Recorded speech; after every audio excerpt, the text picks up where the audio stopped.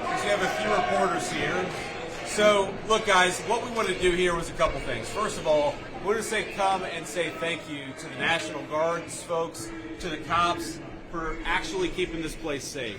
If you look at what's happened in Washington, D.C. in just the past 9 days, we've seen a 35% reduction in violent crime. We've seen over a 50% reduction in robberies. We are seeing really substantial effects because these guys are busting their ass.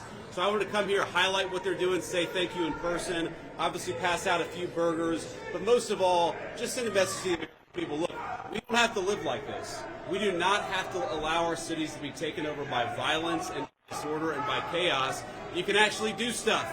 You can actually bring law and order to communities. You've just got to have the political willpower to do it. And I think you hear these guys outside here screaming at us. Of course, these are a bunch of crazy protesters. But I'll tell you, a couple of years ago when I brought my kids here, they were being screamed at by violent vagrants, and it was scaring the hell out of my kids. And one of the things that we've done already in Union Station in just 9 days is we've made it a place where people can walk around safely. They can bring their kids again. They can see this beautiful monument, the architecture. They can have a meal with their friends and their loved ones because, again, we brought some law and order back to Washington, D.C. So I want to thank Pete Hegseth and Stephen Miller. I want to thank all the people, the guardsmen here and the police officers who worked very hard. And I know that we've traded now some violent, crazy people who are screaming at kids with a few crazy liberals who are screaming at the vice president, but I think that's a very worthwhile trade to make because we want our people to be able to enjoy our beautiful cities.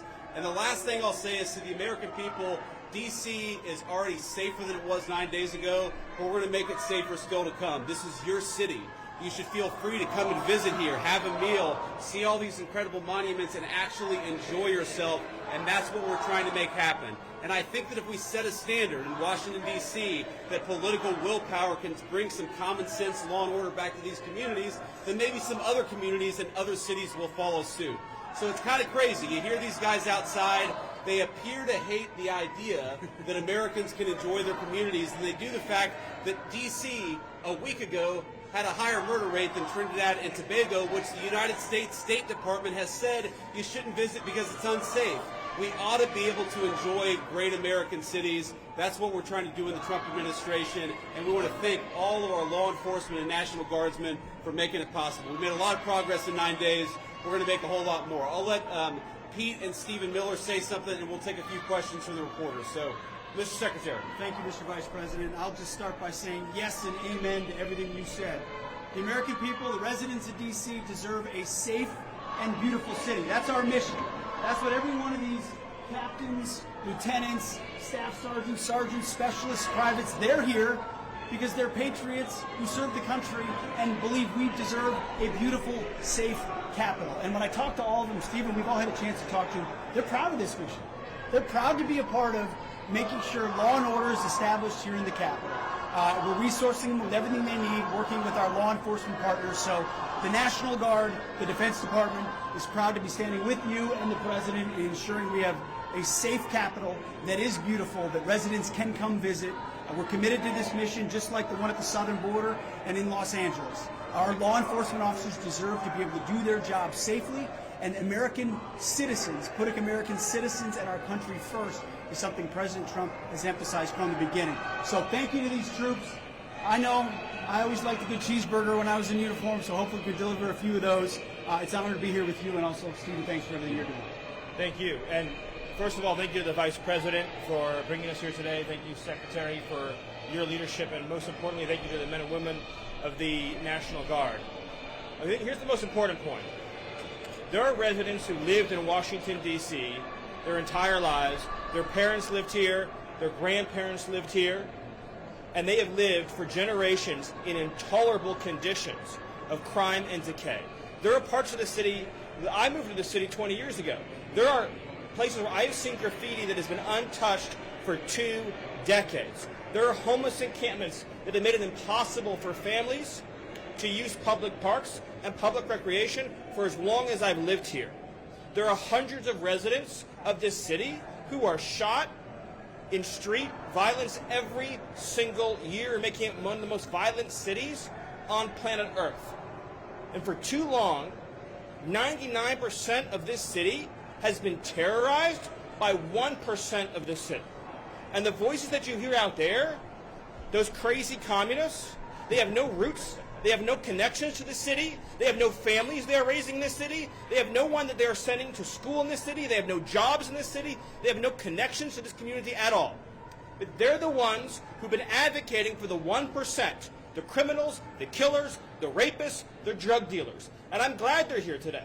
Because me, Pete, and the Vice President are all going to leave here, and inspired by them, we're going to add thousands more resources to this city to get the criminals and the gang members out of here. We're going to dismantle those networks, and we're going to prove that a city can serve for the law-abiding citizens who live there. We are not going to let the communists destroy a great American city, let alone the nation's capital. And let's just also address one other thing.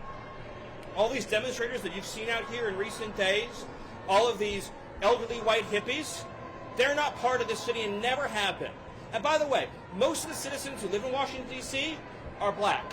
This is not a city that has had any safety for its black citizens for generations. And President Trump is the one who is fixing that with the support of the Metropolitan Police Department, the support of the National Guard, and our federal law enforcement officers.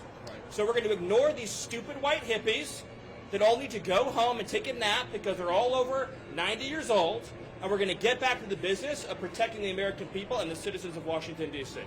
Thank you, Stephen. A few questions.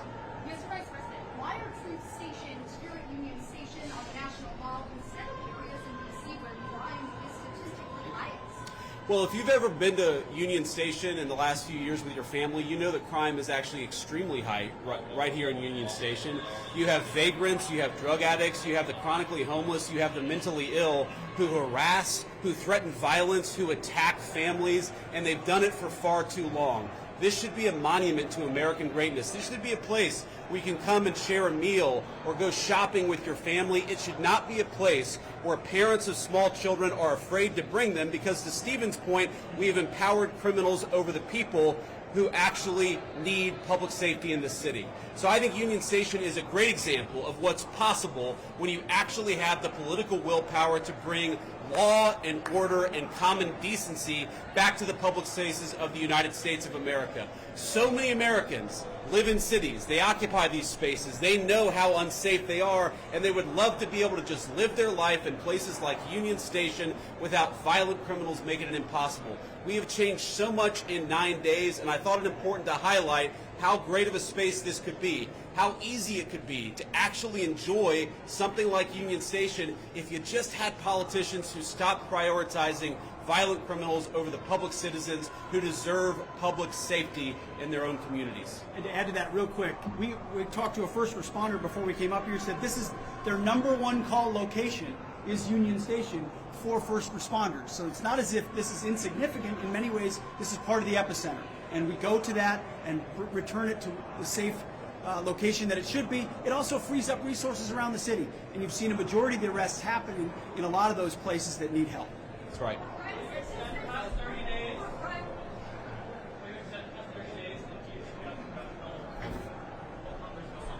Well, look, we'll ultimately let the President of the United States determine where we are after 30 days of this emergency order. I think that we're going to make a lot of progress over the next 20 days. I think that we're 9 days into this thing. But if the President of the United States thinks that he has to extend this order to ensure that people have access to public safety, then that's exactly what he'll do. If he thinks he doesn't have to do that, obviously he'll make that determination. But what we're going to do is try to empower these guys to do as good of a job as possible to bring public safety and order back to Washington, D.C. This is the national, cultural, and political capital of the world's greatest nation, and you talk to people, black, brown, white, so many of them are afraid to bring their kids into its public spaces. It's a shame. It's a blight. It actually should make every American ashamed that the world's leading superpower, our national capital, was unsafe for families to walk around at night. That is a disgrace. We don't think that it's acceptable, and thank God we have the presidential leadership to change it, and that's exactly what we're trying to do. Well, I think the crime statistics all over our country were massively underreported because a lot of people would pick up the phone, they'd call somebody, they'd try to get help, and nobody would show up. If you look at wait times, at 911 response times all across our country, but certainly in Washington, D.C., they were way too long. And that wasn't because of the D.C. police, that was because there was too much crime and too few law enforcement agents on the street to bring order and decency to this city. You talk to these guys. I talked to 3 police officers earlier. I've talked to the National Guard. They are so happy that they've been empowered to do their job, which is to make American streets safe for American citizens. And I think that empowerment is going to keep on going until we make America, and D.C. in particular, a safe place again. I'm sorry? Of what? That D.C. has a terrible crime problem? You just got to look around. Obviously, D.C. has a terrible crime problem. The Department of Justice statistics back it up. The FBI statistics back it up. Just talk to a resident of this city, this beautiful, great American city. Don't they deserve... we talk about human rights. We hear these people outside screaming, "Free D.C." Let's free D.C. from lawlessness. Let's free Washington, D.C. from one of the highest murder rates in the entire world. Let's free Washington, D.C. so that young families can walk around and feel safe and secure.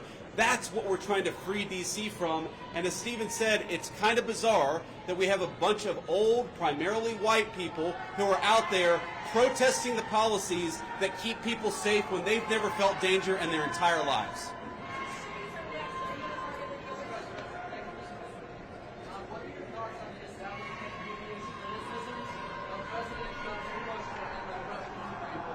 Well, I'll let these guys jump in. I mean, look, on the Russia-Ukraine war, we'll obviously have time to talk about that. I think the president campaigned on being a president of peace. He's already ended 6 wars. He's trying to end another.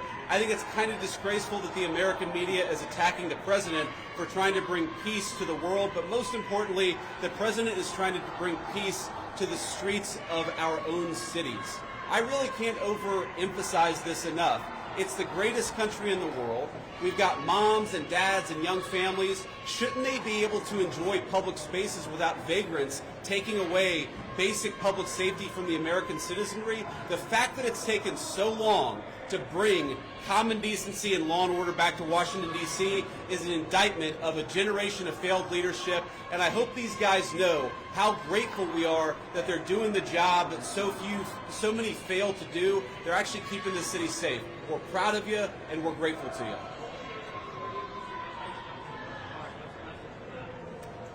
I'm sorry?